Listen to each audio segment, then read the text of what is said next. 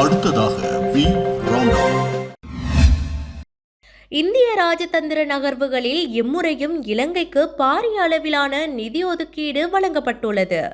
இந்தியாவின் இந்த ஆண்டுக்கான வரவு செலவு திட்டம் தொடர்பில் நேற்று அந்நாட்டு பாராளுமன்றில் உரையாற்றிய நிர்மலா சீதாராமன் இந்த விடயத்தை முன்மொழிந்துள்ளார். இதன்படி இலங்கைக்கான உதவியில் எந்த மாற்றமும் இல்லை என நிர்மலா சீதாராமன் அறிவித்துள்ளார்.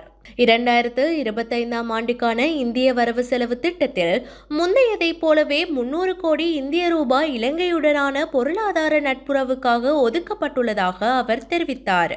இதன்போது 2019ஆம் ஆண்டில் இலங்கை மோசமான பொருளாதார நெருக்கடியை எதிர்கொண்டமையை அவர் நினைவு கூர்ந்துள்ளார்.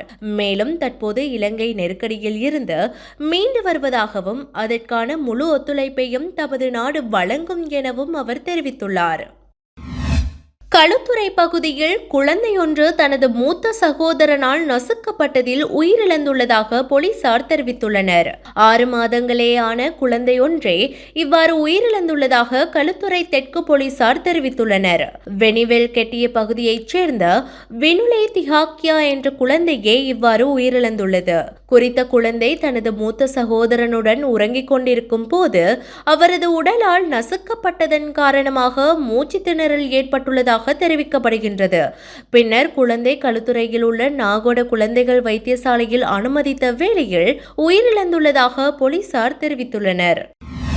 கிளீன் ஸ்ரீலங்கா திட்டத்தை பாடசாலை மட்டத்திலும் முன்னெடுப்பதற்கு அரசாங்கம் தீர்மானித்துள்ளது. அதற்கமைய கல்வித்துறையைச் சேர்ந்தவர்களை பயிற்றுவிப்பதற்கான நிகழ்ச்சி திட்டம் பிரதமர் ஹரிணி அமரசூரிய தலைமையில் அண்மையில் இடம்பெற்றது. சுகாதாரம், கழிவு முகாமைத்துவம், மாணவர்களின் நடத்தை மற்றும் ஒழுக்கம் என்பவற்றை அடிப்படையாக கொண்டு குறித்த நிகழ்ச்சி திட்டம் ஆரம்பிக்கப்பட்டுள்ளதாக கல்வி அமைச்சு தெரிவித்துள்ளது. இந்த நிகழ்ச்சி திட்டத்திற்கு தேவையான பயிற்சிகள் மாகாண கல்வி பணிப்பாளர்கள், வலய கல்வி பணிப்பாளர்கள் மற்றும் தெரிவு செய்யப்பட்ட கல்வித்துறைசார் பணியாளர்களுக்கும் வழங்கப்பட உள்ளதாகவும் தெரிவிக்கப்பட்டுள்ளது.